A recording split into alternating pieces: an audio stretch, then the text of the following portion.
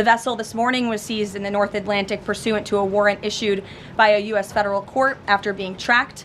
And this was a Venezuelan shadow fleet vessel that has transported sanctioned oil. And the United States of America, under this president, is not going to tolerate that. I would also just add the vessel had a judicial seizure order, and the crew. The United States has never been the biggest fan of signing up to international treaties, certainly never been the most notable nation for adhering to international law. But I think pre-Trump, there was at least some kind of fiction or myth of adhering to it. But there was a US federal judicial order on that ship.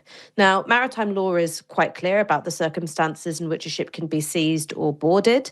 If a ship is in international waters, it cannot just be unilaterally boarded or seized unless there is an international crime being committed, like a crime of piracy.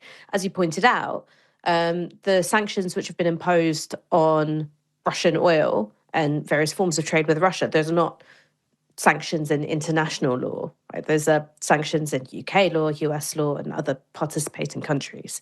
So it's absolutely a flagrant breach of international law, but I don't think it's meaningful to speak in those terms anymore, because what the White House is saying, both in the case of seizing the ship, the Marinera, but also in terms of how the indictments against Nicolas Maduro and his wife have functioned, is that the US is effectively saying our law, our domestic law, can apply wherever we want in the world. We will apply it and we'll enforce it wherever we want in the world.